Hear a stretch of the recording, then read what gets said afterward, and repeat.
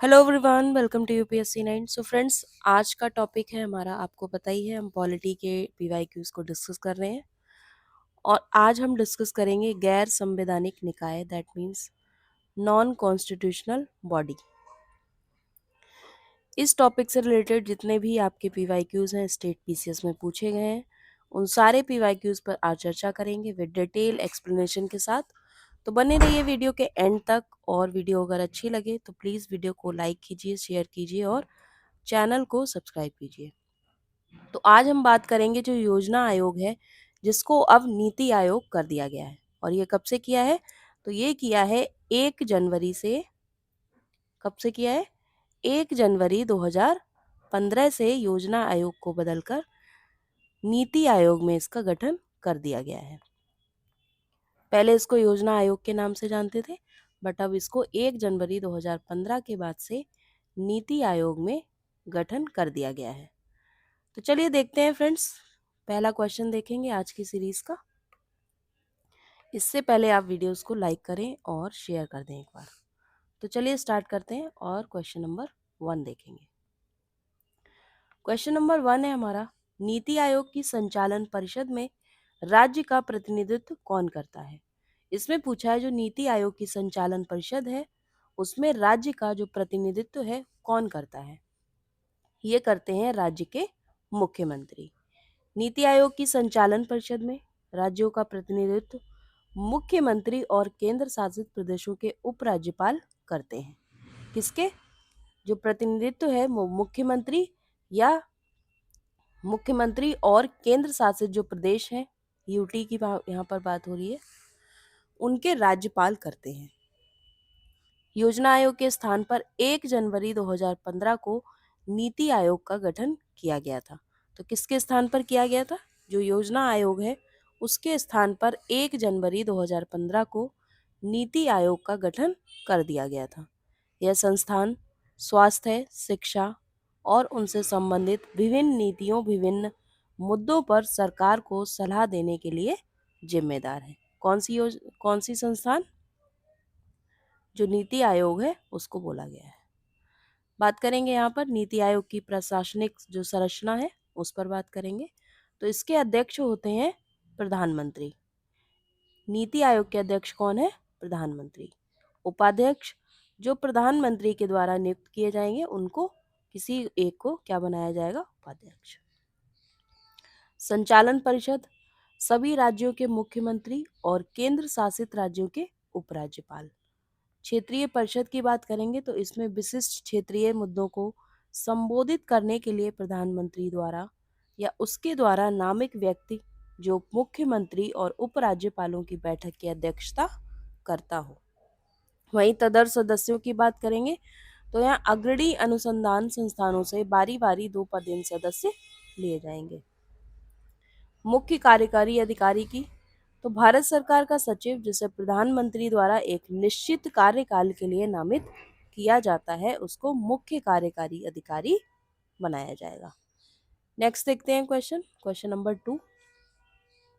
बोला है इसमें नीति आयोग के संदर्भ में निम्नलिखित में से कौन सा शासी परिषद में सम्मिलित है यानी कि शामिल है?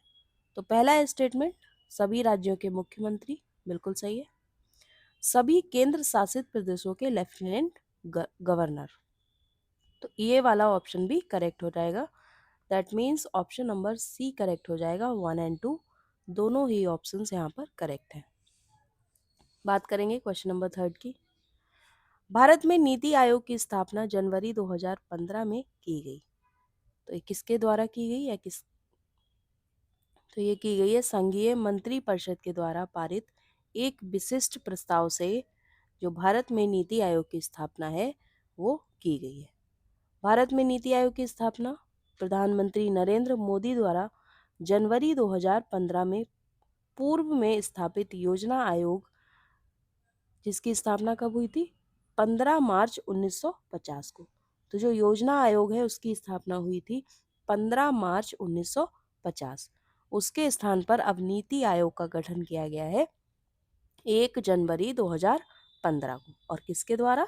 तो इसकी स्थापना हुई है प्रधानमंत्री नरेंद्र मोदी जी के द्वारा।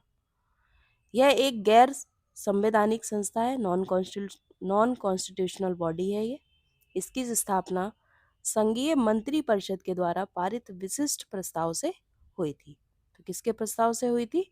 एक संघीय मंत्री परिषद के द्वारा पारित एक विशिष्ट प्रस्ताव से हुई थी।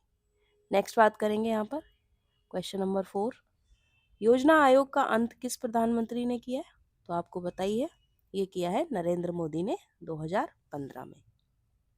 नेक्स्ट है, निम्न में से कौन संविधानेतर संस्था है? तो ये है योजना आयोग। कौन सी है? योजना आयोग क्या है? एक संविधानेतर संस्था है। नेक्स्ट बात करेंगे, भारतीय संविधान के किस अनुच्छेद के अंतर्गत नीति आयोग का गठन किया गया है? तो नीति आयोग का गठन किसी भी अनुच्छेद में नहीं वर्णित है। नीति आयोग का जो गठन है वो किसी भी अनुच्छेद के अंतर्गत नहीं आता है। नीति आयोग का गठन जो है वो 1 जनवरी 2015 को किया गया था। नेक्स्ट है यहाँ पर क्वेश्चन नंबर 7, बोला गया है कि निम्नलिखित में से कौन एक संवैधानिक निकाय नहीं है? आपको बताना है कि इनमें से कौन सा एक संवैधानिक निकाय नहीं है। तो संवैधानिक निकाय से मैंने आपको क्लास कराई थी, जिसमें मैंने संवैधानिक निकाय में संघ लोक सेवा आयोग यानी कि यूपीएससी जो है वो संवैधानिक निकायों में आता है। वित्त आयोग, फाइनेंस कमीशन भी ये संवैधानिक निकाय है। देन राज्य लोक सेवा आयोग, ये भी संवैधानिक निकाय के अंतर्गत आता है। लेकिन जो योजना आयोग है ऑप्शन नंबर डी, ये एक संवैधानिक निकाय नहीं है। ये क्या है? ये एक नॉन कॉन्स्टिट्यूशनल बॉडी है। भारत में योजना आयोग के संबंध में कोई संवैधानिक प्रावधान नहीं है।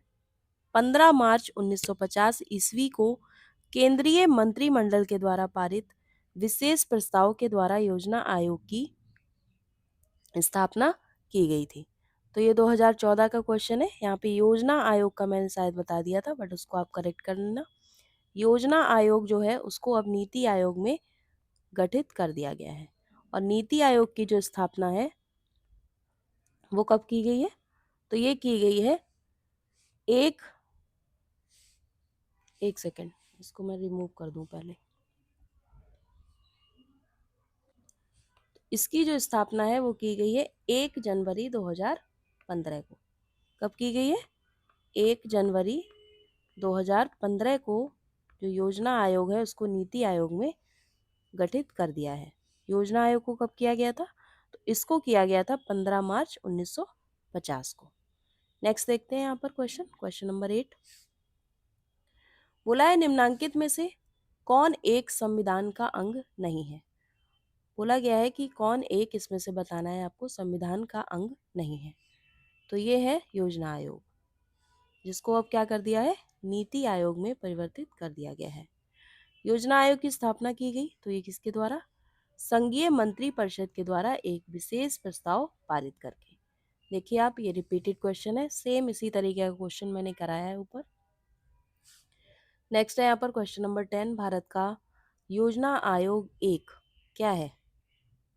राजनैतिक संस्था है, गैर राजनीतिक संस्था है, वैधानिक संस्था है या अर्ध राजनीतिक संस्था है? तो ये है गैर राजनीतिक संस्था। कौन सी? जो योजना आयोग है वो एक गैर राजनीतिक संस्था है। योजना आयोग का उपाध्यक्ष किसके समक्ष होता है? तो ये होते हैं कैबिनेट मंत्री के समकक्ष होते हैं। कौन? योजना आयोग के उपाध्यक्ष। योजना आयोग के उपाध्यक्ष कैबिनेट मंत्री के समकक्ष होता है, यद्यपि वह केंद्रीय मंत्रिमंडल का सदस्य नहीं होता है। उसे बिना मताधिकार के सभी बैठकों में आमंत्रित किया जाता है। नेक्स्ट बात करेंगे क्वेश्चन नंबर 12 की, निम्नलिखित में से कौन भारतीय संविधान द्वारा स्थापित है? तो भारतीय संविधान के द्वारा कौन सा स्थापित है? योजना आयोग, राष्ट्रीय विकास परिषद या क्षेत्रीय परिषद? तो इसमें से तो ऑप्शन कोई सा करेक्ट नहीं होगा, that means option number D यहाँ पर करेक्ट हो जाएगा, उपरोक्त में से कोई नहीं। भारतीय संविधान में मूल रूप से इनमें से किसी निकाय का प्रस्ताव नहीं किया गया था। क्षेत्रीय परिषदों के गठन के संबंध में राज्य पुनर्गठन अधिनियम 1956 की धारा 15 के अंतर्गत प्रावधान किया गया है। 1950 में मंत्रिमंडलीय प्रस्ताव द्वारा योजना आयोग की स्थापना की गई। एंड राष्ट्रीय विकास परिषद संविधानेतर निकाय है। कौन सा है?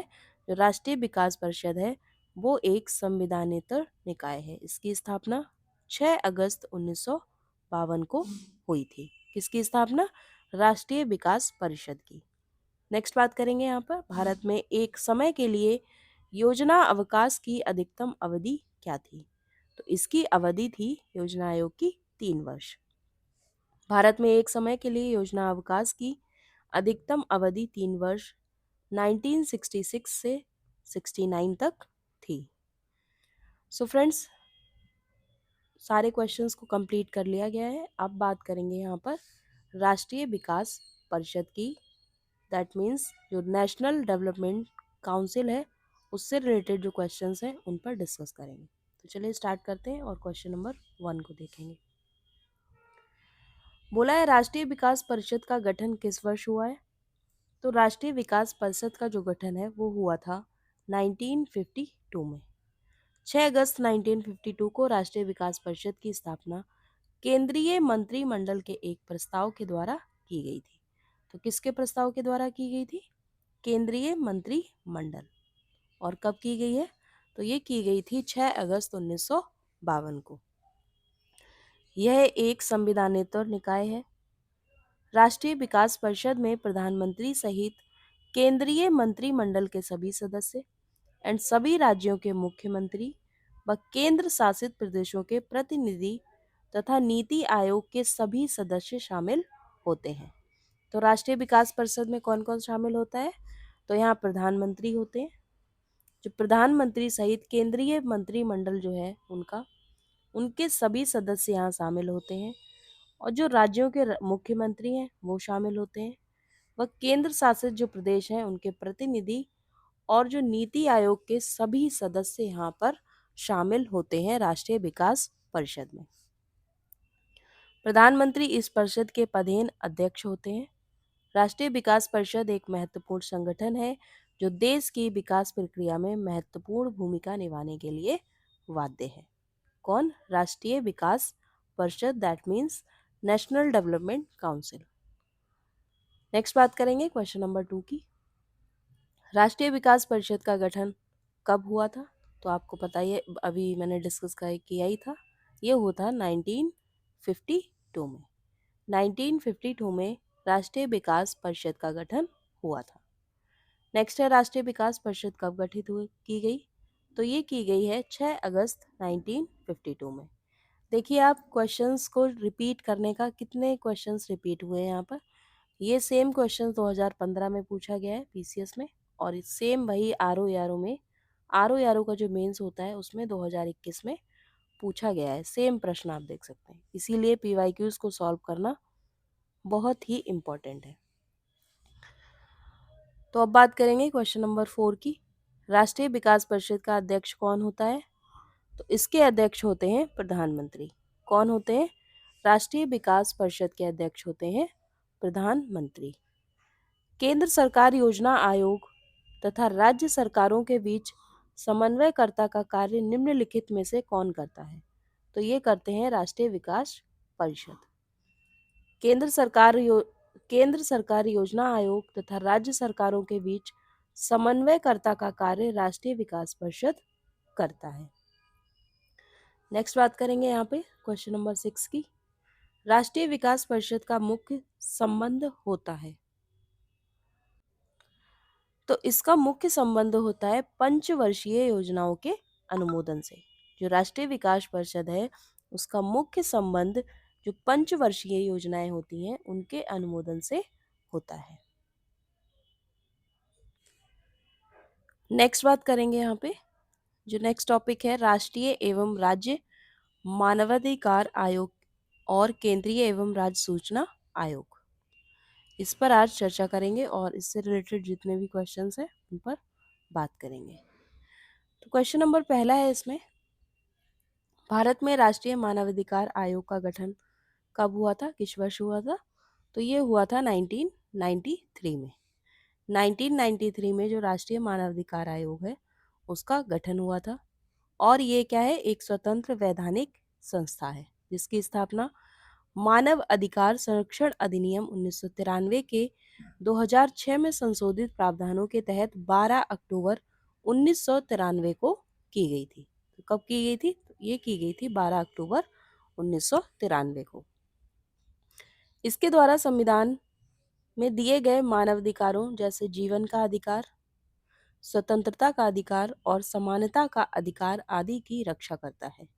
इसका मुख्यालय यानी कि जो हेडक्वार्टर है वो नई दिल्ली में स्थित है। कहाँ पे स्थित है? नई दिल्ली में इसका हेडक्वार्टर स्थित है। नेक्स्ट है क्वेश्चन नंबर 2, निम्न में से कौन सी एक संवैधानिक संस्था नहीं है? तो आपको बताना है कि इनमें से जो कौन सी एक संवैधानिक संस्था नहीं है। तो ये है मानवाधिकार आयोग, जो कि क्या है, एक संवैधानिक संस्था नहीं है। नेक्स्ट है राष्ट्रीय मानव अधिकार आयोग के अधिनियम 1993 के अनुसार निम्नलिखित में से कौन इस आयोग का अध्यक्ष बन सकता है? तो इस आयोग के अध्यक्ष जो बन सकते हैं वो केवल भारत के सेवानिवृत्त यानी कि रिटायर्ड मुख्य न्यायमूर्ति। दैट मीन्स ऑप्शन नंबर जो सी है वो करेक्ट हो जाएगा। राष्ट्रीय मानव अधिकार आयोग के अधिनियम 1993 के अनुसार आयोग एक बहुसदस्यीय संस्था है। कौन सी है? एक बहुसदस्यीय संस्था है जिसमें एक अध्यक्ष व 5 पूर्णकालिक सदस्य होते हैं। तो इसमें कितने होते हैं? इसमें होते हैं एक अध्यक्ष और 5 पूर्णकालिक सदस्य होते हैं। आयोग का अध्यक्ष भारत के सर्वोच्च न्यायालय का कोई सेवानिवृत्त मुख्य न्यायाधीश होना चाहिए। उक्त आयोग के अध्यक्ष का कार्यकाल 3 वर्ष अथवा 70 वर्ष की आयु वर्ष 2019 में संशोधित पहले 5 वर्ष जो भी इसमें पहले कंप्लीट हो जाता है, जो इनका कार्यकाल है उतना ही होता है। नेक्स्ट है यहाँ पर मानवाधिकार संरक्षण संशोधन अधिनियम 2019 के अनुसार जो सर्वोच्च न्यायालय है उसका कोई भी न्यायाधीश इस आयोग के अध्यक्ष बनने के लिए पात्र होगा। तो किस अधिनियम में बात की गई है? जो मानवाधिकार संरक्षण संशोधन अधिनियम आया 2019 के अनुसार ये बोला गया है। नेक्स्ट है यहाँ पर क्वेश्चन नंबर 4, जो कथन और कारण वाला यहाँ पे क्वेश्चन दिया गया है और आपको बताना है कि इसमें से कौन सा करेक्ट है। कथन है यहाँ पे दिया गया है, राष्ट्रीय मानवाधिकार आयोग के अध्यक्ष वह व्यक्ति होता है जो भारत का मुख्य न्यायाधीश रह चुका हो। तो बिल्कुल सही है, करेक्ट है कथन। और कारण यहाँ पर दिया गया है कि उक्त आयोग के अध्यक्ष का कार्यकाल 5 वर्ष अथवा 70 वर्ष की आयु पर्यंत पर जो भी पहले कंप्लीट हो जाए उस पर क्या है, आधारित करता है। तो ए तथा आर दोनों यहाँ पर करेक्ट हो जाएंगे। नेक्स्ट है यहाँ पर निम्नलिखित में से कौन राष्ट्रीय मानवाधिकार आयोग का वर्तमान में अध्यक्ष है? तो वर्तमान में आपको अध्यक्ष बताना है। प्रश्न के समय यहाँ पर बताया गया तो जस्टिस एएस आनंद राष्ट्रीय मानवाधिकार के अध्यक्ष थे और राष्ट्रीय मानवाधिकार आयोग के जो वर्तमान अध्यक्ष हैं, तो इसके वर्तमान के अध्यक्ष कौन है? अरुण कुमार मिश्रा। ये 2007 के अकॉर्डिंग प्रश्न सही था जो उत्तर यहाँ पर दिया गया है। बट अभी जो है इसके जो मानवाधिकार के आयोग के वर्तमान के अध्यक्ष हैं वो हैं जस्टिस वी राम सुब्रमण्यम। तो आप इसको नोटिस कर लीजिएगा, इसको यहाँ पर जो ऑप्शन है ऑप्शन नंबर बी यहाँ पर आप कर लीजिएगा, justice V Ram Subramaniam. Okay, V Rama क्या हो जाएगा यहाँ पे, बी रामा सुब्रमण्यम आप कर लीजिएगा। इसको थोड़ा प्रॉब्लम हो रही है यहाँ पे लिखने में, तो आप यहाँ पर क्या करेंगे, जो राष्ट्रीय मानवाधिकार आयोग है उसमें जो वर्तमान अध्यक्ष हैं वो अब इस टाइम है जस्टिस वी राम सुब्रमण्यम। तो यहाँ पर जो ऑप्शन नंबर बी है एस आनंद यहाँ पर दिया गया है, इसकी जगह आपको अपडेट करना है और लिखना है justice V Ram Subramaniam. Okay, तो नेक्स्ट देखेंगे क्वेश्चन नंबर 6 यहाँ पर, मानव अधिकारों की अवधारणा का प्रमुख बल है। इसमें से बोला है कि जो मानव अधिकार हैं उनकी अवधारणा का प्रमुख बल क्या है? तो मानव होने के नाते मानव गरिमा पर। मानव अधिकारों की अवधारणा का प्रमुख बल मानव होने के नाते मानव गरिमा पर है। इसका आशय गरिमापूर्ण जीवन जीने से है। नेक्स्ट है यहाँ पर राष्ट्रीय मानवाधिकार आयोग के बारे में निम्न कथनों पर विचार करना है और इसमें से बताना है कि कौन सा कथन सही है। इसका अध्यक्ष सेवानिवृत्त भारत का मुख्य न्यायाधीश ही हो सकता है, बिल्कुल सही है, वही होता है। और प्रत्येक राज्य में इसका कार्यालय मानव अधिकार आयोग के रूप में होता है। दैट मीन्स ऑप्शन नंबर 2 भी यहाँ करेक्ट हो जाएगा। इसके पास केवल संतुति करने का अधिकार है, बिल्कुल सही है। और यह विधिक रूप से आवश्यक है कि आयोग में सदस्य के रूप में एक महिला नियुक्त हो। जो किस रूप से आवश्यक है? विधिक रूप से। तो इसमें चार जो सारे ऑप्शंस करेक्ट हो जाएंगे, 1, 2, 3 and 4। That means option number जो ए है वो करेक्ट हो जाएगा। राष्ट्रीय मानवाधिकार आयोग एक संवैधानिक निकाय है, संवैधानिक निकाय है। इसका गठन संसद में पारित अधिनियम के अंतर्गत हुआ था। आयोग की शक्ति सिफारिशी या सलाहकारी होती है। यह मानवाधिकार उल्लंघन के दोषी को दंड देने का अधिकार नहीं रखता है। आयोग के 5 पूर्णकालिक सदस्यों में न्यूनतम एक महिला सदस्य की नियुक्ति भी अनिवार्य होती है। मानव अधिकार संरक्षण अधिनियम 1993 न केवल केंद्र में अपितु राज्य में भी मानव अधिकार आयोग की स्थापना का प्रावधान करता है। ये न केवल केंद्र में भी, जबकि केंद्र और राज्यों में भी मानवाधिकार आयोग की स्थापना का प्रावधान करता है। कौन? मानव अधिकार संरक्षण अधिनियम 1993। नेक्स्ट है यहाँ पर क्वेश्चन नंबर 8।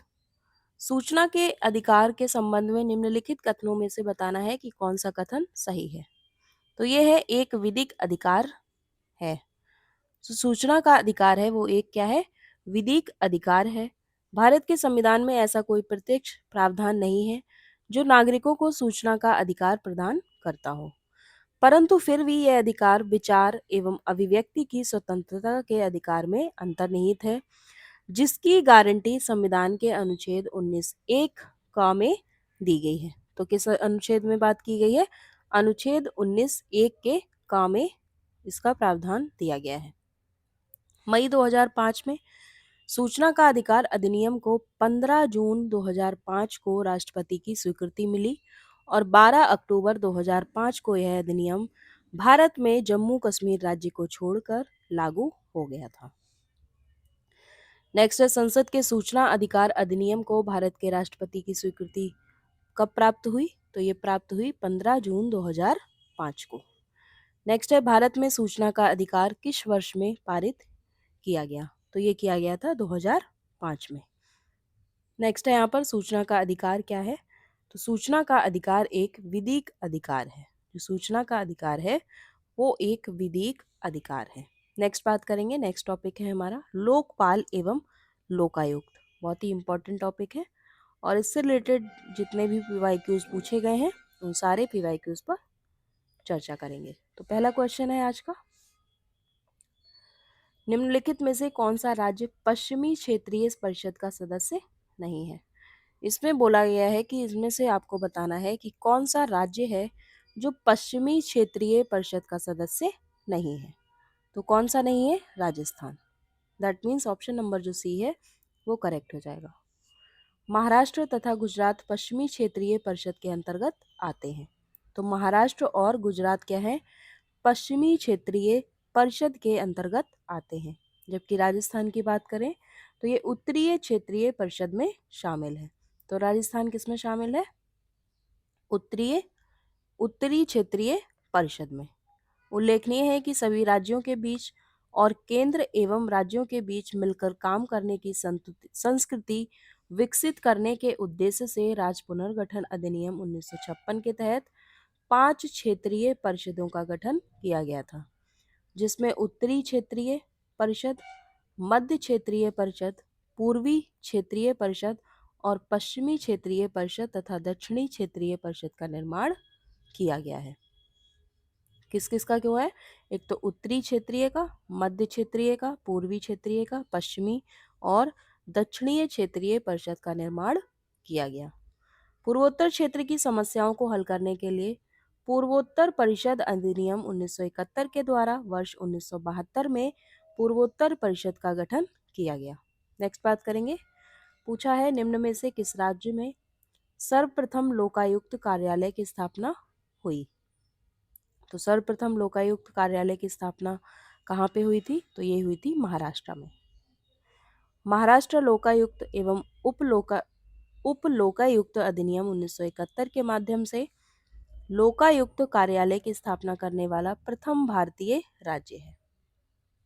कौन सा राज्य है प्रथम भारतीय? तो ये है महाराष्ट्र। जनवरी 1966 में प्रथम प्रशासनिक सुधार आयोग पहले अध्यक्ष मोरारजी देसाई तथा बाद के अध्यक्ष कौन थे? हनुमंथैया थे, जिन्होंने केंद्रीय स्तर पर लोकपाल की सिफारिश की थी।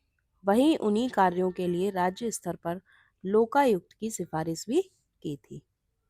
नेक्स्ट है यहाँ पर क्वेश्चन नंबर 3, पूछा है कि जो प्रशासनिक सुधार आयोग है 1967, जिसने पहली बार लोकपाल तथा लोकायुक्त बनाने की संस्तुति की थी, उसके अध्यक्ष कौन थे? तो इसके अध्यक्ष थे मोरारजी देसाई। कौन थे? Morarji Desai. That means option number A यहाँ पर क्या हो जाएगा? करेक्ट हो जाएगा। नेक्स्ट बात करेंगे, नेक्स्ट टॉपिक है हमारा विभिन्न महत्वपूर्ण आयोग।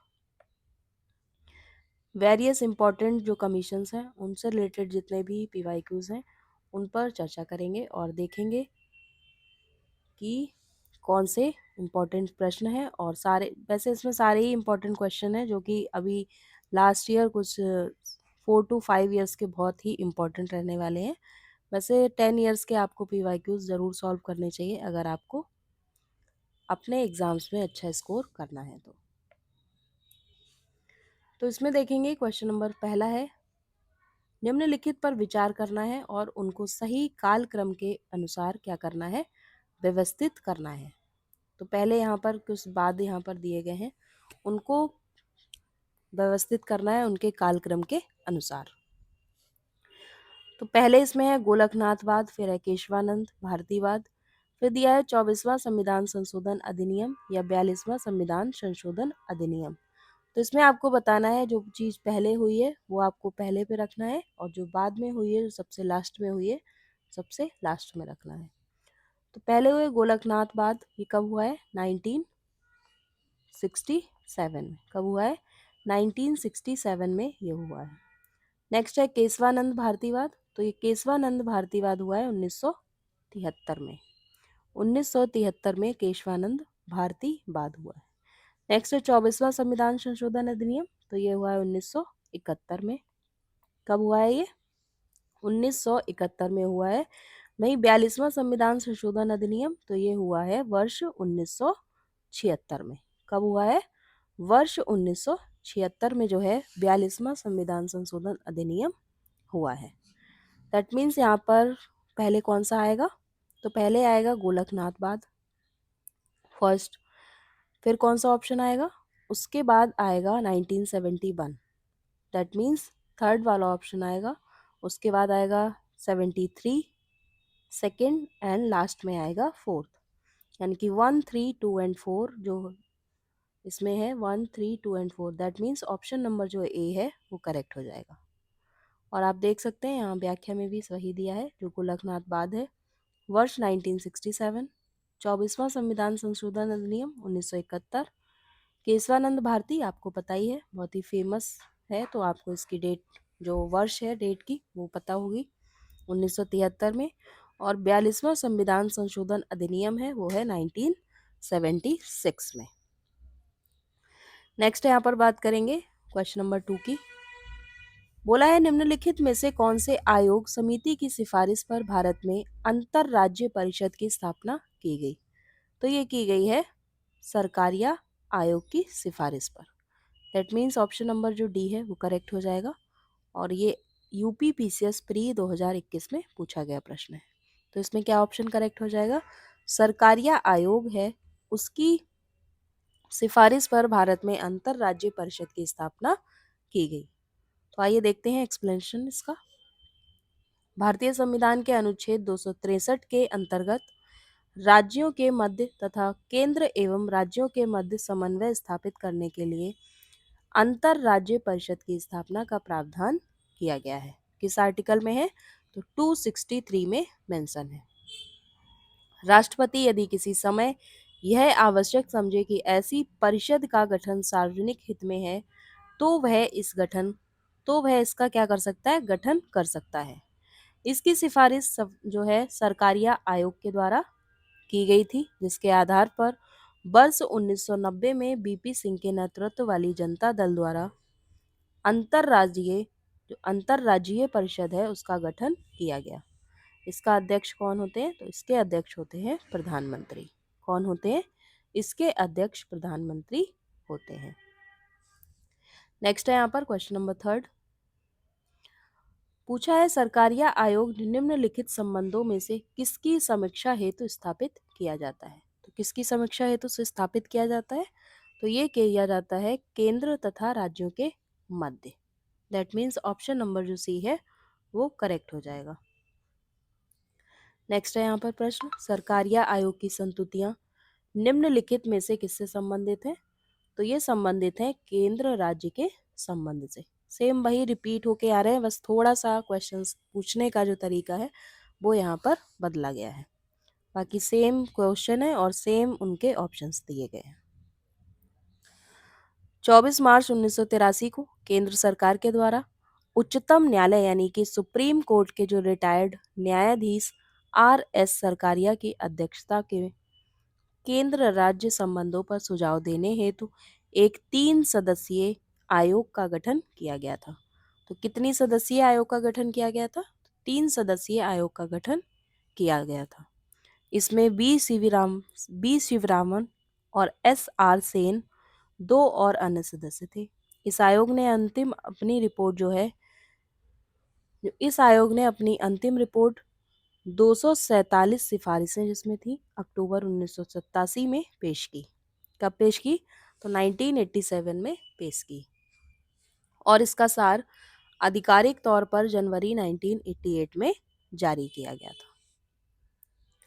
नेक्स्ट है क्वेश्चन नंबर 5 निम्नलिखित में से कौन संविधान समीक्षा हेतु राष्ट्रीय आयोग के अध्यक्ष हैं? तो ये है न्यायमूर्ति वेंकट चलैया। कौन है? न्यायमूर्ति वेंकट चलैया। तो इसमें क्या हो जाएगा? ऑप्शन नंबर जो डी है वो करेक्ट हो जाएगा। फरवरी 2000 में तत्कालीन जो प्रधानमंत्री थे अटल बिहारी वाजपेयी, उसमें केंद्र सरकार ने संविधान में व्यापक संशोधनों के लिए एक संविधान समीक्षा आयोग का गठन किया और सर्वोच्च न्यायालय के पूर्व मुख्य न्यायाधीश वेंकट चलैया की अध्यक्षता में किया गया था। यह 11 सदस्यीय आयोग था। इस आयोग ने अपना प्रतिवेदन सरकार को 31 मार्च 2002 को प्रस्तुत किया। कब किया है? तो ये किया था 31 मार्च 2002 को। नेक्स्ट बात करेंगे क्वेश्चन नंबर 6 की। निम्नलिखित में से प्रथम पिछड़ा वर्ग जो है उसके आयोग के अध्यक्ष कौन थे? प्रथम पिछड़ा वर्ग आयोग के अध्यक्ष कौन थे ये पूछा है। तो इसके अध्यक्ष थे काका साहेब कालेलकर। कौन थे? काका साहेब कालेलकर जो थे वो प्रथम पिछड़ा वर्ग आयोग के अध्यक्ष थे। आर्टिकल 340 के प्रावधानों के तहत पिछड़े वर्ग से संबंधित अब तक 2 आयोगों का गठन किया गया। पहला है 1953 में काका साहेब कालेलकर आयोग और 1979 में बीपी मंडल आयोग। ये 2 आयोग हैं जिनका गठन किया गया था आर्टिकल 340 के तहत। नेक्स्ट बात करेंगे काका साहेब कालेलकर आयोग संबंधित है, तो ये संबंधित है पिछड़े वर्ग से। दैट मीन्स जो ऑप्शन नंबर बी है वो यहाँ पर क्या हो जाएगा? करेक्ट हो जाएगा। नेक्स्ट है क्वेश्चन नंबर 8 पूछा है प्रथम पिछड़ा वर्ग आयोग के अध्यक्ष थे। तो प्रथम पिछड़ा वर्ग आयोग के अध्यक्ष थे यहाँ पे काका कालेलकर। और ये देखिए कितनी बार क्वेश्चंस रिपीट हुए हैं। आई थिंक 3 से 4 बार ये पूछ लिया गया है अभी तक। तो आप PYQs ज़रूर सॉल्व कीजिए। PYQs लगाना बहुत ही इंपॉर्टेंट है। आप PYQs को बिल्कुल भी इग्नोर नहीं कर सकते अगर आपको एग्ज़ाम क्लियर करना है तो चलिए फ़िलहाल देखते हैं नेक्स्ट क्वेश्चन। और इससे पहले आप जो क्लास चल रही है उसको लाइक करिए, शेयर कीजिए और चैनल को सब्सक्राइब कीजिए। तो बात करेंगे क्वेश्चन नंबर 9 की, मंडल आयोग क्या संबंध है। तो मंडल आयोग का संबंध है पिछड़ी जाति से। किससे संबंध है? जो पिछड़ी जाति से मंडल आयोग का संबंध है। दैट मीन्स जो ऑप्शन नंबर ए है वो करेक्ट हो जाएगा। नेक्स्ट है यहाँ पर क्वेश्चन नंबर 10, निम्नलिखित में से किसमें उच्चतर न्यायालयों के न्यायाधीशों की नियुक्ति में कार्यपालिका, विधायिका एवं मुख्य न्यायाधीश की भागीदारी की अनुशंसा की गई है। तो ये की गई है द्वितीय प्रशासनिक सुधार आयोग की। ठीक है, और जो ऑप्शन नंबर सी है वो यहाँ पर क्या हो जाएगा? करेक्ट हो जाएगा। द्वितीय प्रशासनिक सुधार आयोग के द्वारा उच्चतर न्यायालयों के न्यायाधीशों की नियुक्ति में कार्यपालिका, विधायिका एवं मुख्य न्यायाधीश की भागीदारी की अनुशंसा की गई है। नेक्स्ट है यहाँ पर प्रश्न, निम्नलिखित में से बताना है कौन से संवैधानिक प्राधिकरण है। तो आपको बताना है कि इसमें से कौन से संवैधानिक प्राधिकरण हैं। तो इसमें पहला तो है राज्य निर्वाचन आयोग, दूसरा है वित्त आयोग और चौथा है panchayat. That means option number जो सी है वो यहाँ पर करेक्ट हो जाएगा। राज्य निर्वाचन आयोग एक संवैधानिक निकाय है। इसका उल्लेख भी अनुच्छेद 324 में किया गया है। किसके? अनुच्छेद 324 में निर्वाचन आयोग का उल्लेख किया गया है। वित्त आयोग भी एक संवैधानिक निकाय है। इसका उल्लेख भारत के संविधान में अनुच्छेद 280 के अंतर्गत अर्ध न्यायिक निकाय के रूप में किया गया है। किसके रूप में? जो अर्ध न्यायिक निकाय के रूप में किया गया है। इसका गठन राष्ट्रपति के द्वारा हर 5 वर्ष में, कब? और इसका गठन जो होता है वो राष्ट्रपति के द्वारा हर 5 वर्ष या आवश्यकता अनुसार उससे पहले भी किया जा सकता है। मुख्य निर्वाचन अधिकारी का वर्णन भी संविधान के अनुच्छेद 324 के 2 में किया गया है। किसके? जो मुख्य निर्वाचन के अधिकारी हैं उनका वर्णन जो है अनुच्छेद 324 के 2 में किया गया है, परंतु यह प्राधिकरण नहीं है।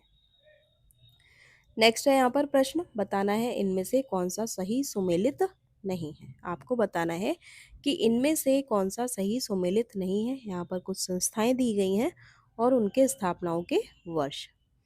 तो केंद्रीय अन्वेषण ब्यूरो, इसकी स्थापना हुई है 1963 में। केंद्रीय सतर्कता आयोग, इसकी 1964 में। भ्रष्टाचार निरोधक कानून 1985 में। दैट मीन्स ये वाला जो ऑप्शन है वो इनकरेक्ट हो जाएगा। इसकी स्थापना, भ्रष्टाचार निरोधक कानून की स्थापना 1985 में नहीं हुई है। वहीं बात करेंगे प्रवर्तन निदेशालय की, इसकी स्थापना 1956 में हुई है। तो जो भ्रष्टाचार निरोधक कानून है उसकी स्थापना हुई है 1988 में। और यहाँ पर क्या दिया गया था? यहाँ पर दिया गया है 1985, जबकि इसकी स्थापना कब होनी चाहिए? 1988 में। इसीलिए जो ऑप्शन है सी ऑप्शन यहाँ पर क्या हो जाएगा? इनकरेक्ट हो जाएगा। नेक्स्ट है यहाँ पर क्वेश्चन नंबर 13, पूछा है भारतीय संविधान का कौन सा अनुच्छेद केंद्रीय सतर्कता आयोग का वर्णन करता है। तो ये करते हैं, कौन सा अनुच्छेद करता है? तो इनमें से कोई सा भी नहीं, यानी कि उपयुक्त में से कोई नहीं यहाँ पर क्या हो जाएगा? करेक्ट हो जाएगा। केंद्रीय सतर्कता आयोग केंद्रीय सरकार के अंतर्गत सभी सतर्कता गतिविधियों की निगरानी करता है। सतर्कता आयोग सरकार द्वारा 1964 में के संथानम की अध्यक्षता वाली भ्रष्टाचार निरोधक समिति की सिफारिशों पर स्थापित किया गया था। संसद द्वारा अधिनियमित केंद्रीय सतर्कता आयोग अधिनियम 2003 द्वारा इसे सांविधिक दर्जा प्रदान किया गया था। यह आयोग भ्रष्टाचार की जांच करने की शक्ति रखता है और इसका वर्णन संविधान के किसी भी अनुच्छेद में नहीं किया गया है। नेक्स्ट है यहाँ पर सरकारिया आयोग ने सिफारिश की। तो ये सरकारिया आयोग ने किसकी सिफारिश की? मजबूत केंद्र की सिफारिश की। सरकारिया आयोग ने कहा कि देश की एकता और अखंडता के लिए मजबूत केंद्र का होना अनिवार्य है। नेक्स्ट है यहाँ पर क्वेश्चन नंबर 15, पूछा है कि राजमन्नार समिति का सुझाव था कि, यहाँ पर कथन और कारण दिए हैं और आपको बताना है कि कौन सा सही है। राजमन्नार समिति का सुझाव था कि वित्त आयोग स्थायी रूप से स्थापित हो, बिल्कुल सही है। और राज्यों को वित्तीय स्वायत्तता मिल सके, जिससे क्या है, वित्त आयोग स्थायी रूप से स्थापित हो, जिससे क्या है, राज्यों को वित्तीय स्वायत्तता मिल सके। कथन और कारण यहाँ पर दोनों सत्य हैं, यानी कि ऑप्शन नंबर जो सी है वो यहाँ पर करेक्ट हो जाएगा। सितंबर 1969 में तमिलनाडु की डीएमके सरकार ने, किसकी सरकार ने, डीएमके सरकार ने श्री पीवी राजमन्नार की अध्यक्षता में 3 सदस्यों वाली, जिसमें क्या है, डॉक्टर लक्ष्मण स्वामी मुदालियार, पी श्री चंद्रा रेड्डी की एक समिति बनाई। इस समिति का सुझाव था कि वित्त आयोग स्थायी रूप से स्थापित किया जाए तथा राज्यों के पक्ष में करों का पहले से अधिक वितरण हो, ताकि उन्हें केंद्र पर कम से कम निर्भर रहना पड़े। ठीक है, यानी कि जो केंद्र है उस पर कम से कम निर्भर रहना पड़े। नेक्स्ट है यहाँ पर क्वेश्चन नंबर, नेक्स्ट टॉपिक है हमारा यहाँ पे राजनीतिक गतिशीलता, जो पॉलिटिकल डायनेमिक्स हैं उन पर हम चर्चा करेंगे और देखेंगे इसमें जो क्वेश्चंस हैं आपके इम्पोर्टेंट उन पर बात करेंगे। तो इसमें हम देखेंगे राजनीतिक जो दलों का गठन एवं उनकी मान्यता की है यहाँ पर। इससे रिलेटेड जितने भी पीवाईक्यूज हैं आपके इम्पोर्टेंट, उन सारे पीवाईक्यूज पर चर्चा करेंगे। तो इस टॉपिक से रिलेटेड यहाँ पर पहला क्वेश्चन है, आपको बताना है कि निम्नलिखित राजनीतिक दलों पर विचार करना है और उन्हें उनकी स्थापना के काल क्रमानुसार व्यवस्थित करना है। यहाँ पर कुछ पार्टियां दी गई हैं, Bahujan Samajwadi party, Samajwadi party, Telugu Desam party and all India Trinamool Congress. तो यहाँ पर आपको क्या है, उनके काल क्रम के अनुसार यहाँ पर लगाना है।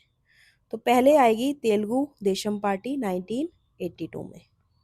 कौन सी आएगी, तेलुगु देशम पार्टी, जो कब की गई, 1982 में क्या है, इसकी स्थापना की गई। देन उसके बाद यहाँ पर आएगी बहुजन Samajwadi party, sorry Bahujan Samaj party, Samajwadi नहीं है, बहुजन समाज पार्टी जो है इसकी स्थापना की गई है 1984 में। इसकी स्थापना कब हुई है, 1984 में स्थापना हुई है।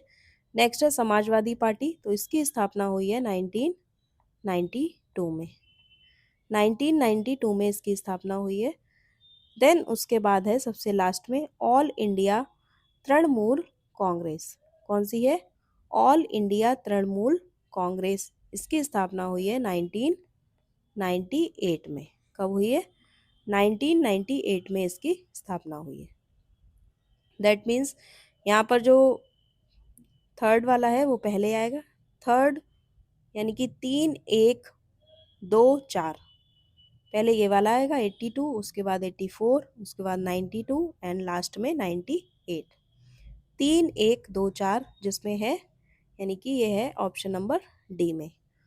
तो ये वाला जो ऑप्शन है वो करेक्ट हो जाएगा। और आप ये अभी का है क्वेश्चन 2022 का, जल्दी पूछा गया है ये वाला प्रश्न। तो इस तरह के आपको जो पार्टियाँ दी गई हैं, राजनीतिक दल हैं और उनके स्थापनाओं के वर्ष आपको याद करके जाने चाहिए। ठीक है, तो आपको ये मुंह पे होने चाहिए, तभी आप इस क्वेश्चन का आंसर लगा पाएंगे।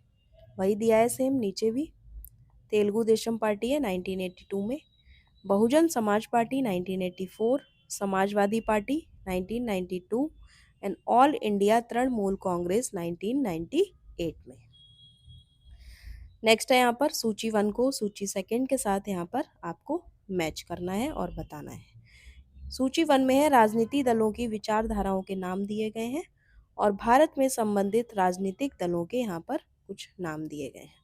तो आपको क्या है, इनको मैच करना है और बताना है कि कौन सा करेक्ट है। तो हस्तक्षेप की जो नीति वाला है उसमें क्या है, वो किस दल से संबंधित है, राजनीतिक दल से, तो ये है स्वतंत्र दल से। किससे है, स्वतंत्र दल से संबंधित है। वहीं बात करेंगे लोकतांत्रिक समाजवाद की, तो लोकतांत्रिक समाजवाद है ये संबंधित है प्रजा समाजवादी दल से। अतिवादी समाजवादी जो है वो संबंधित है संयुक्त समाजवादी दल से। नेक्स्ट है वैज्ञानिक समाजवाद, तो वैज्ञानिक समाजवाद जो है ये संबंधित है साम्यवादी दल से। किससे संबंधित है, साम्यवादी दल से संबंधित है। दैट मीन्स यहाँ पर जो ऑप्शन नंबर ए है वो करेक्ट हो जाएगा। कौन सा? ए ऑप्शन यहाँ पर करेक्ट हो जाएगा। ए पे 2 यहाँ पर मैंने लगाया ही था ये, ए पे 2 हो जाएगा, बी पे 1 हो जाएगा ये वाला। देन अतिवादी समाजवादी का है 4, यानी कि सी का 4 हो जाएगा ये, एंड डी का 3। 2143, 2143, दैट मीन्स जो ऑप्शन नंबर ए है वो वाला करेक्ट हो जाएगा। इसी तरह के आपको जो मैचिंग वाले क्वेश्चंस बन सकते हैं, जो पीसीएस का पैटर्न है वो इसी तरह का कुछ रहता है, तो आपको हर एक चीज़ विद डिटेल एक्सप्लेनेशन के साथ पता होनी चाहिए।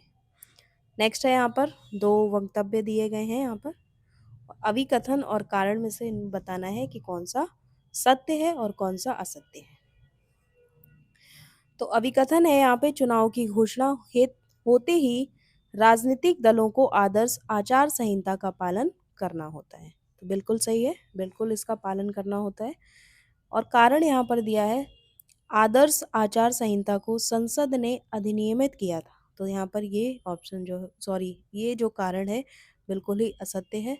तो इसी वजह से यहाँ पर क्या हो जाएगा, ए सत्य है पर क्या है, आर क्या हो जाएगा, असत्य हो जाएगा।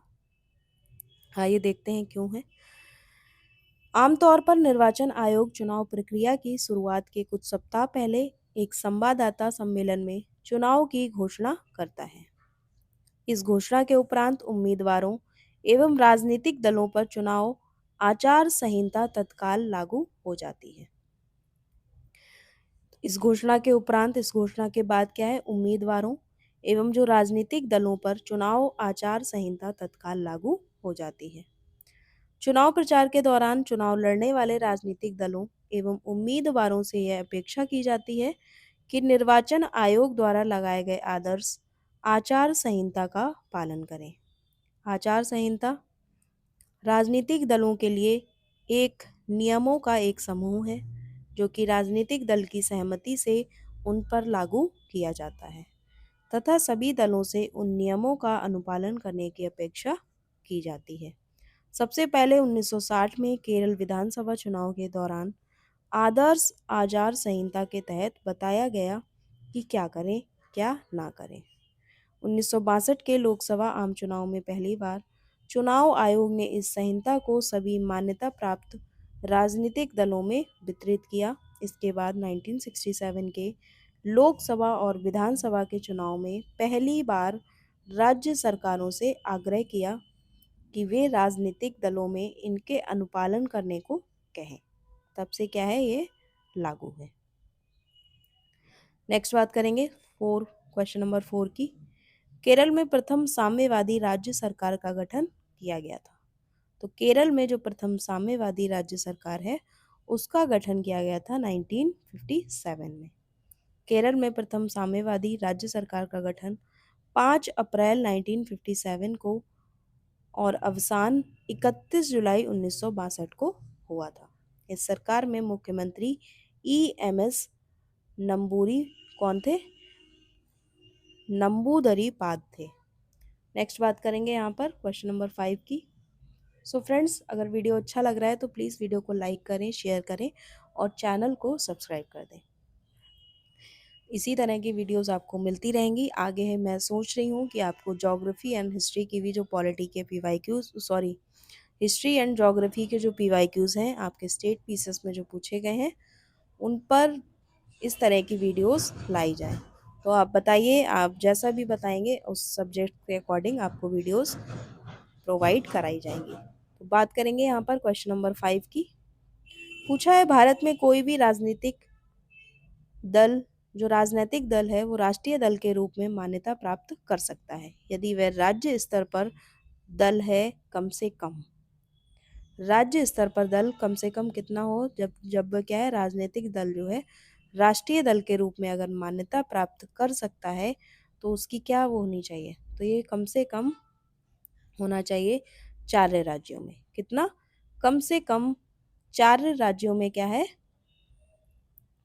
होना चाहिए। किसी दल को राष्ट्रीय दल का दर्जा प्राप्त करने के लिए निम्न शर्तें आवश्यक हैं। कौन कौन सी हैं? पहली तो है, लोकसभा अथवा विधानसभा के आम चुनाव में 4 अथवा अधिक राज्यों में वैध मतों का 6% मत प्राप्त करता है तथा इसके साथ ही वह किसी राज्य या राज्यों से लोकसभा में 4 सीट प्राप्त करता हो। दूसरा है यहाँ पर, यदि दल लोकसभा में 2% स्थान जीतता है तथा ये सदस्य 3 विभिन्न राज्यों से चुने जाते हैं। किन किन राज्यों से? 3 विभिन्न राज्यों से चुने जाते हैं।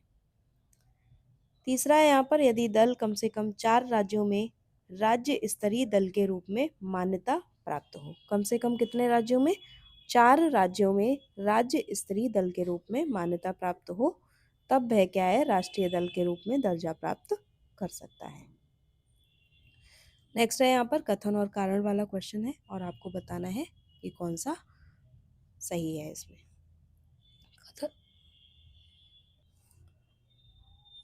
तो कथन इसमें है, भारत में स्थायी दलीय व्यवस्था नहीं है। कथन क्या है? भारत में जो स्थायी दलीय व्यवस्था नहीं है। तो बिल्कुल सही है ये वाला। और कारण यहाँ पर दिया है, भारत में अनेक राजनीतिक दल हैं, ये भी करेक्ट है ऑप्शन। बट क्या है, ये एक दूसरे को एक्सप्लेन नहीं कर रहे हैं, यानी कि एक दूसरे की व्याख्या नहीं कर रहे हैं। दोनों ही स्टेटमेंट सही हैं, बट दोनों ही स्टेटमेंट डिफरेंट हैं, एक दूसरे से मैच नहीं कर रहे हैं। यहाँ पर भी अलग बात हो रही है और यहाँ पे भी एक अलग बात हो रही है। तो इस प्रकार से यहाँ पर क्या हो जाएगा, ए तथा आर दोनों सही हैं, परंतु क्या है, आर ए की सही व्याख्या नहीं है। भारत में स्थायी दलीय व्यवस्था नहीं है। यहाँ चुनाव आयोग के यह अधिकार दिया गया है कि वह किसी भी दल को मान्यता अपने कुछ नियम और शर्तों के आधार पर दे। भारत में दलों के कई स्तर हैं, जैसे राष्ट्रीय दल, राज्य स्तरीय दल एवं मान्यता विहीन दल। इसके कारण दलों की संख्या बहुत अधिक है। इसमें से जो दल अपने हिसाब से नियम में नहीं बैठते, उन्हें वहां से हटाकर नीचे कर दिया जाता है। इसमें कथन और कारण क्या है, दोनों सही हैं, बट एक दूसरे को एक्सप्लेन नहीं कर रहे हैं। नेक्स्ट है यहाँ पर प्रश्न, निम्नलिखित में से कौन एक दल राष्ट्रीय राजनीतिक दल नहीं है? तो कौन सा एक दल जो है वो राष्ट्रीय राजनीतिक दल नहीं है? वो है तेलुगु देशम। दैट मीन्स जो ऑप्शन नंबर सी है वो यहाँ पर करेक्ट हो जाएगा। तेलुगु देशम राष्ट्रीय राजनीतिक दल नहीं है। देश में 8 राष्ट्रीय पार्टियां हैं, जो कि कौन सी है? निम्नलिखित यहाँ पर दी गई हैं। कौन सी है? देश में 8 राष्ट्रीय पार्टियां हैं। तो कौन कौन सी हैं? पहली तो है भारतीय जनता पार्टी, दूसरी है बहुजन समाज पार्टी, तीसरी है इंडियन नेशनल कांग्रेस, चौथी है भारतीय कम्युनिस्ट पार्टी, पांचवी है भारतीय मार्क्सवादी पार्टी और छठी है तृणमूल कांग्रेस और सातवीं है राष्ट्रीय कांग्रेस पार्टी और नेक्स्ट है यहाँ पर नेशनल पीपल्स पार्टी, यानी कि एनपीपी है। तो ये क्या है? कुल 8 राष्ट्रीय पार्टियां हैं। यहाँ पर दिया गया है नोट के रूप में, नेशनल पीपल्स पार्टी को 2019 में 4 राज्यों अरुणाचल प्रदेश, मणिपुर, नागालैंड, मेघालय में राज्य स्तरीय पार्टी के रूप में पहचान प्राप्त करने के बाद इस पार्टी को राष्ट्रीय स्तर की पार्टी का दर्जा प्रदान किया गया। तो ये कब किया गया है? 2019 में, जो नेशनल पीपल्स पार्टी है उसको। नेक्स्ट बात करेंगे यहाँ पर क्वेश्चन नंबर 8 की। पूछा है इसमें कि निम्नलिखित में से कौन सा एक क्षेत्रीय राजनीतिक दल है? क्षेत्रीय राजनीतिक दल बताना है आपको, तो इसमें है अकाली दल। उपरोक्त में से क्षेत्रीय राजनीतिक दल कौन सा है? अकाली दल है। बाकी सभी क्या है? राजनीतिक दल है, जैसे कि कांग्रेस, सीपीआई और भाजपा, ये क्या है? राजनीतिक दल है। नेक्स्ट है यहाँ पर क्वेश्चन नंबर 9, किसी राजनीतिक दल को क्षेत्रीय दल के रूप में मान्यता दी जाती है यदि वह क्या है? यदि वह राज्य में या तो लोकसभा अथवा विधानसभा चुनाव में 8% वोट क्या है? वोट को प्राप्त करता है, तो वह क्या है? क्षेत्रीय दल के रूप में मान्यता दी जाती है उस राजनीतिक दल को। ऑप्शन नंबर सी यहाँ पर क्या हो जाएगा? करेक्ट हो जाएगा। तो आइए देखते हैं, राज्य स्तरीय दलों की मान्यता के लिए यहाँ पर कुछ दशाएं दी गई हैं, उन पर बात करेंगे। तो पहली है इसमें, यदि उस दल ने राज्य की विधानसभा के आम चुनाव में उस राज्य में पड़े कुल वैध मतों का 6% प्राप्त किया हो, कुल वैध मतों का कितना परसेंट, 6% प्राप्त किया हो, तथा इसके अतिरिक्त उसने संबंधित राज्य में 2 सीट प्राप्त किया हो। और दूसरा यहाँ पर है, यदि लोकसभा के लिए आम चुनाव में उस राज्य में पड़े कुल वैध मतों का 6% तथा राज्य में कम से कम एक लोकसभा सीट जीती हो। उस दल ने राज्य विधानसभा के कुल स्थानों का 3% या 3 सीटें जो भी ज़्यादा हो या प्राप्त किया हो। किसमें, विधानसभा में। नेक्स्ट है, यदि वह राज्य में लोकसभा के लिए हुए आम चुनाव में कुल वैध मतों का 8% प्राप्त कर लेता है। यह उपबंध 2011 में जोड़ा गया है। कब जोड़ा गया है, जो उपबंध है 2011 में जोड़ा गया है इसको। सो नेक्स्ट है यहाँ पर क्वेश्चन नंबर 10। लोकसभा के अध्यक्ष के द्वारा आधिकारिक तौर पर एक राजनीतिक दल अथवा राजनीतिक दलों के गठबंधन को विपक्ष की मान्यता देने हेतु कम से कम कितने सदस्य होने चाहिए। तो कम से कम यहाँ पर 60 सदस्य होने चाहिए। कितने सदस्य, 60 सदस्य यहाँ पर होने चाहिए। लोकसभा के अध्यक्ष के द्वारा आधिकारिक तौर पर एक राजनीतिक दल अथवा राजनीतिक दलों के गठबंधन को विपक्ष की मान्यता देने हेतु कम से कम 1/10 अर्थात 55 या उससे अधिक सांसद होने चाहिए। संसद के प्रत्येक सदन में विपक्ष के सबसे बड़े दल के नेता को विपक्ष के नेता के रूप में मान्यता दी जाती है, किंतु उस दल के सदस्यों की संख्या इतनी होनी चाहिए जो सदन की कार्यवाही को चलता रख सके, अर्थात गढ़ पूर्ति होने पे कम क्या है, होने से कम ना हो। अर्थात क्या है, कुल सदस्य संख्या के 10वें भाग से कम नहीं होनी चाहिए। इसीलिए क्या है, जो ऑप्शन नंबर बी है वो यहाँ पर करेक्ट हो जाएगा। नेक्स्ट है यहाँ पर क्वेश्चन नंबर 11। भारत में कौन सी दल प्रणाली प्रचलित है। पूछा है इनमें से कौन सी जो दल प्रणाली है वो प्रचलित है। तो ये है बहुदलीय। भारत में बहुदलीय प्रणाली प्रचलित है। ध्यातव्य है कि जिस देश में 2 या 2 से अधिक राजनीतिक दलों का महत्व और प्रभाव होता है उसे क्या बोलते हैं, बहुदलीय प्रणाली कहा जाता है। सो फ्रेंड्स, नेक्स्ट टॉपिक है हमारा दल परिवर्तन कानून, that means law of defection. Law of defection से रिलेटेड जो PYQs हैं, आई थिंक 5 to 6 क्वेश्चंस दिए गए हैं, तो इनको डिस्कस करते हैं। देन इसके बाद क्या है, क्लास को एंड करेंगे। तो इसमें पहला क्वेश्चन है, दल विरोधी अधिनियम के प्रावधानों के अंतर्गत किसी लोकसभा के सदस्य को अयोग्य घोषित करता है। तो ये करता है, जो पूछा है क्वेश्चन कि दल विरोधी अधिनियम है उसके प्रावधानों के अंतर्गत किसी लोकसभा के सदस्य को अयोग्य घोषित करता है। तो ये करता है लोकसभा के अध्यक्ष। दल विरोधी अधिनियम के प्रावधानों के अंतर्गत किसी लोकसभा को अयोग्य घोषित करने की जो शक्ति है वो किसके पास है, लोकसभा के अध्यक्ष के पास है। 1985 में 52वें संविधान संशोधन के माध्यम से देश में दल बदल विरोधी कानून पारित किया गया। तो दल बदल विरोधी कानून कब पारित किया गया, 52वें संविधान संशोधन के माध्यम से। तब 1985 में। साथ ही संविधान की 10वीं अनुसूची जिसमें दल बदल विरोधी कानूनी शामिल है। तो किसमें है, संविधान की 10वीं अनुसूची में प्रावधान है किसका, जो दल बदल विरोधी कानून है उसको। इस संशोधन के माध्यम से भारतीय संविधान में जोड़ा गया। तो किस संशोधन के माध्यम से, 52वें संविधान संशोधन के माध्यम से जो है दल विरोधी कानून को भारतीय संविधान में जोड़ा गया है। नेक्स्ट बात करेंगे यहाँ पर दल बदल निरोधक अधिनियम जिस तिथि को पारित हुआ वह कौन सी तिथि है। तो आपको बताना है कि यहाँ पे कौन सी तिथि है। तो यहाँ पे है 15 फरवरी 1985। दैट मीन्स जो ऑप्शन नंबर बी है वो यहाँ पर करेक्ट हो जाएगा। 52वां संविधान संशोधन अधिनियम 1985 के द्वारा दल बदल निरोधक कानून लागू किया गया।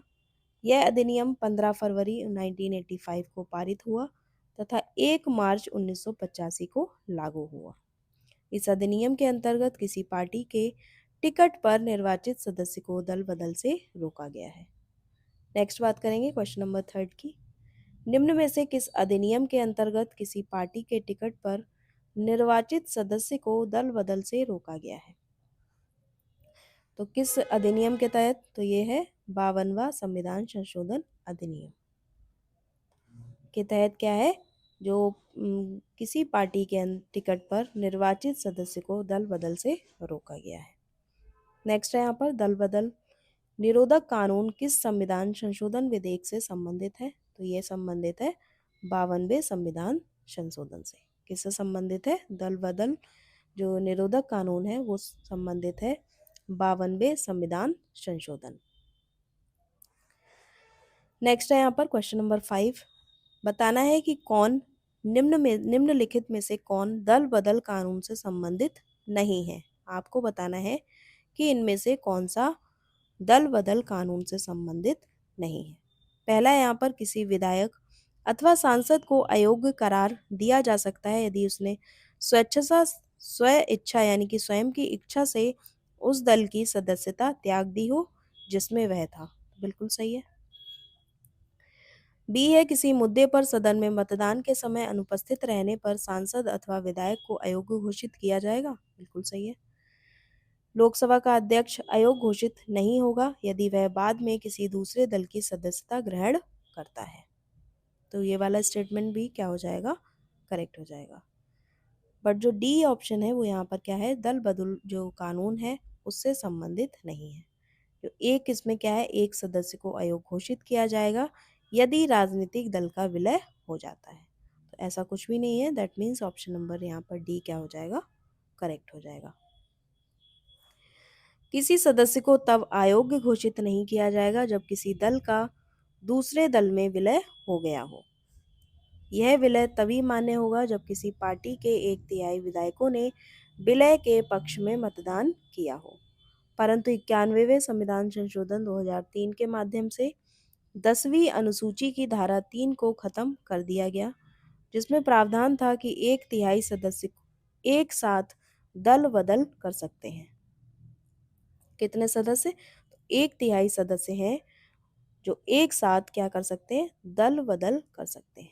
नेक्स्ट है यहाँ पर प्रश्न, भारतीय संविधान की निम्नलिखित में से किस अनुसूची में दल बदल विरोधी कानून को रखा गया है? तो दल बदल विरोधी कानून को रखा गया है 10वीं अनुसूची में। किस में रखा गया है? 10वीं अनुसूची में रखा गया है। और यहीं पे ये सेम दिया है, 10वीं अनुसूची में दल बदल विरोधी कानून विषय का प्रावधान है। यह अनुसूची 52वें संविधान संशोधन 1985 के द्वारा जोड़ी गई। 52वें संविधान संशोधन के द्वारा अनुच्छेद 102 और 191 में संशोधन किया गया है। नेक्स्ट है यहाँ पर क्वेश्चन नंबर 7, फ्लोर क्रॉसिंग से क्या तात्पर्य है? तो फ्लोर क्रॉसिंग से तात्पर्य है संसद या विधानमंडल में सदस्यों का अपने दल के विपरीत मत देना। बिल्कुल नहीं। मतभेद की अवस्था में विपक्षी दलों को उठाकर बाहर चले जाना। तो ये ऑप्शन भी रॉन्ग हो जाएगा। ऑप्शन नंबर जो सी है वो यहाँ पर करेक्ट हो जाएगा। फ्लोर क्रॉसिंग से क्या तात्पर्य है? तो फ्लोर क्रॉसिंग से तात्पर्य यह है कि संसद या विधानमंडल में एक दल के सदस्य का दूसरे में सम्मिलित हो जाना क्या बोलता है? फ्लोर क्रॉसिंग कहलाता है। जब एक राजनीतिक दल का सदस्य, किसका? जो राजनीतिक दल का सदस्य संसद या विधानसभा में अपना दल छोड़ देता है और अन्य किसी दल में सम्मिलित हो जाता है यानी कि शामिल हो जाता है, तो इसे फ्लोर क्रॉसिंग या डिफेक्शन या दल बदलना कहते हैं। तो इसको क्या बोलते हैं? फ्लोर क्रॉसिंग, डिफेक्शन या दल बदलना कहते हैं। सो फ्रेंड्स, यहाँ पर सारे क्वेश्चंस को डिस्कस करा दिया गया है। नेक्स्ट टॉपिक है हमारा विविध प्रश्न। यहाँ पर कुछ मिसलेनियस टाइप के क्वेश्चंस रहेंगे, तो इन सारे क्वेश्चंस को हम नेक्स्ट क्लास में करेंगे। तब तक के लिए आप इन वीडियोस को लाइक कर दें, शेयर कर दें और चैनल को सब्सक्राइब कर दें। और इससे related I think 17 to 18 classes हो चुकी हैं पॉलिटी के PYQs के ऊपर, जो कि आपके चैनल पर जो इससे रिलेटेड जो प्लेलिस्ट है वो भी बना दी गई है। पॉलिटी टू 25 ईयर्स PYQs करके प्लेलिस्ट आपको मिल जाएगी, उसमें सारी क्लासेस को सेव किया गया है। अगर आपको देखना है तो उन सारी क्लासेस को मल्टीपल टाइम्स रिवीजन कीजिए, क्योंकि पीवाईक्यूज को सॉल्व करना बहुत ही इम्पोर्टेंट है। ये क्वेश्चंस अगर रिपीट हो जाते हैं तो आपके बिल्कुल भी गलत नहीं होने चाहिए, क्योंकि एक एक क्वेश्चन से आप क्या है, कम से कम 5 से 6 या 10 स्टूडेंट से पीछे चले जाते हैं। तो इसीलिए क्या है, पीवाईक्यूज आपके मुंह पे होने चाहिए, बिल्कुल रटे हुए होने चाहिए। अगर पीवाईक्यूज पे क्वेश्चंस बन जाते हैं तो वो वाले क्वेश्चंस आपके बिल्कुल भी गलत नहीं होने चाहिए। उन्हीं अगर वो क्वेश्चंस आप गलत कर देंगे तो आप अपनी रेस से पीछे हो जाएंगे। तो चलिए फिर आप इन क्लासेस को मल्टीपल टाइम्स रिवीजन कीजिए, देन हम नेक्स्ट टॉपिक हम डिस्कस करेंगे जो मिसलेनियस क्वेश्चंस हैं इसमें। तो इस टॉपिक को हम नेक्स्ट क्लास में डिस्कस करेंगे। तब तक के लिए आप पढ़ते रहिए एंड मल्टीपल टाइम्स जो है इसको रिवीजन कीजिए। तो चलिए फिर मिलते हैं नेक्स्ट वीडियो में, तब तक के लिए thank you and good luck for your upcoming exams.